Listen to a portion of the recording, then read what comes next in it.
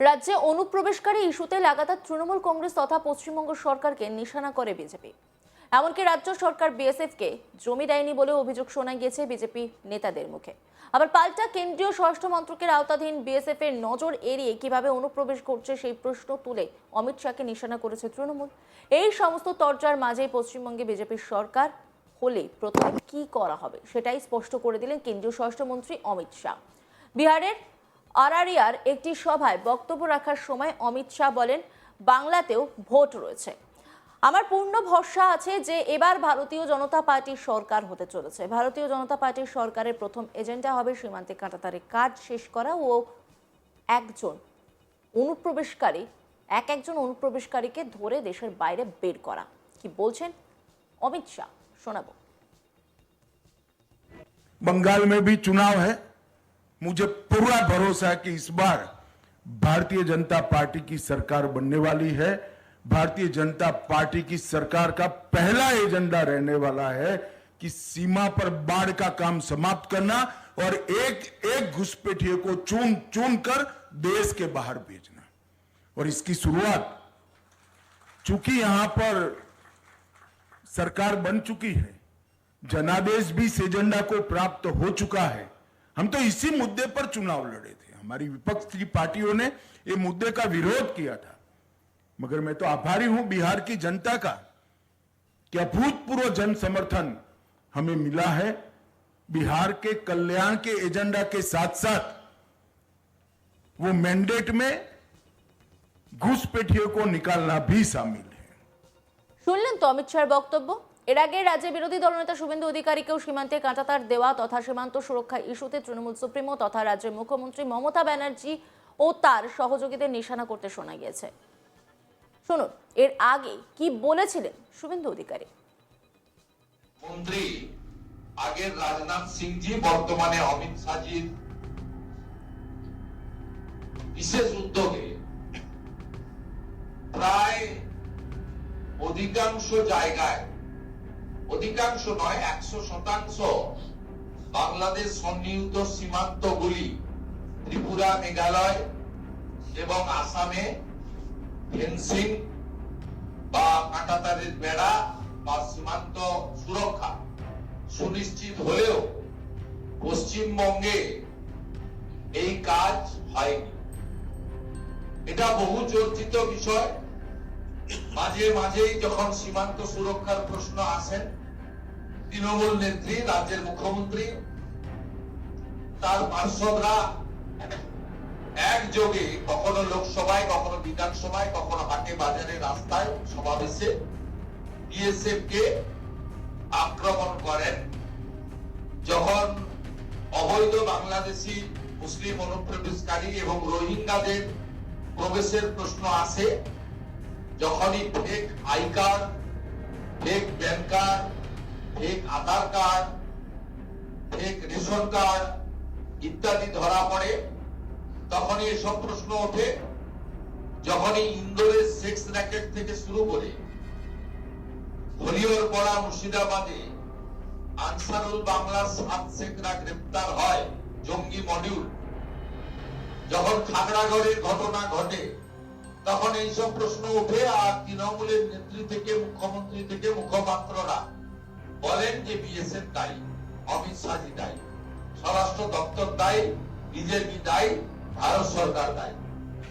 এমনকি নানা প্রকাশ্য জনসভায় সরকারি এবং রাজনৈতিক মুখ্যমন্ত্রী কখনো কখনো ঝাঁটা ভটি এসব নিয়ে, থালা বাটি নিয়ে বিএসএফ এর উপর হামলা করো এসব করে তিনি বলেন।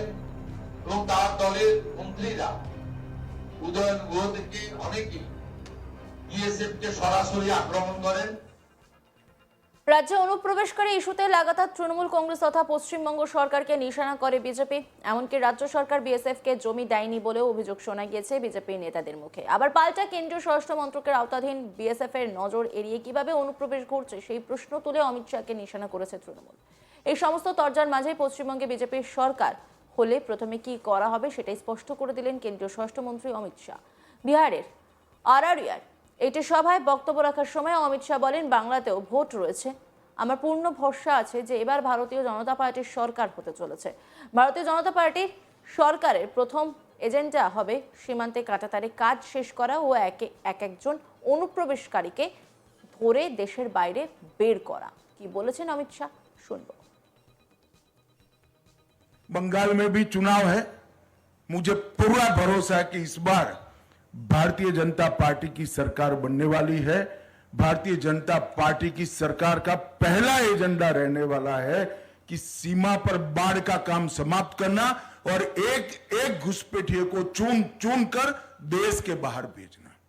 और इसकी शुरुआत, चूंकि यहां पर सरकार बन चुकी है, जनादेश भी इस एजेंडा को प्राप्त हो चुका है।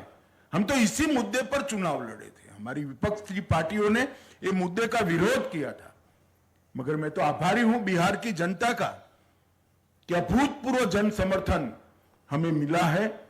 बिहार के कल्याण के एजेंडा के साथ साथ वो मैंडेट में घुसपैठियों को निकालना भी शामिल है। অমিত শাহর বক্তব্য আপনাদেরকে শোনালাম। আর এর আগে রাজ্যের বিরোধী দলনেতা শুভেন্দু অধিকারী তিনি সীমান্তে কাঁটাতার দেওয়া নিয়ে কিন্তু একাধিকবার মন্তব্য করেছেন, শাসক দলকে নিশানা করেছেন, কটাক্ষ করেছেন। তৃণমূল সুপ্রিমো তথা রাজ্যের মুখ্যমন্ত্রী মমতা ব্যানার্জি তার সহযোগীদেরকেও তিনি নিশানা করেছিলেন। কি বলেছিলেন শোনাবো আপনাদের।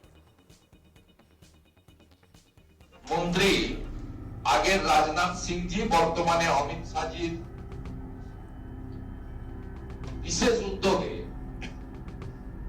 প্রায় অধিকাংশ জায়গায়, অধিকাংশ নয় 100% বাংলাদেশ সন্নিহিত সীমান্তগুলি ত্রিপুরা, মেঘালয় এবং আসামে ফেন্সিং বা কাঁটাতারের বেড়া বা সীমান্ত সুরক্ষা সুনিশ্চিত হলেও পশ্চিমবঙ্গে এই কাজ হয়নি।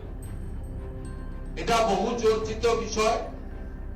মাঝে মাঝেই যখন সীমান্ত সুরক্ষার প্রশ্ন আসেন, তৃণমূল নেত্রী, রাজ্যের মুখ্যমন্ত্রী, তার পার্ষদরা একযোগে কখনো লোকসভায়, কখনো বিধানসভায়, কখনো হাটে বাজারে, রাস্তায়, সমাবেশে বিএসএফ কে আক্রমণ করেন। যখন অবৈধ বাংলাদেশি মুসলিম অনুপ্রবেশকারী এবং রোহিঙ্গাদের প্রবেশের প্রশ্ন আসে, যখনই fake I card, fake pan card, fake Aadhaar card, fake ration card ইত্যাদি ধরা পড়ে, তখনই এসব প্রশ্ন ওঠে। যখনই ইন্দোরের সেক্স র্যাকেট থেকে শুরু করে অন্যান্য খবরের আপডেটের জন্য অবশ্যই নজর রাখুন আজ তাক বাংলার ইউটিউব স্ট্রিমিংয়ে। লাইক, কমেন্ট, শেয়ার এবং সাবস্ক্রাইব করতে ভুলবেন না।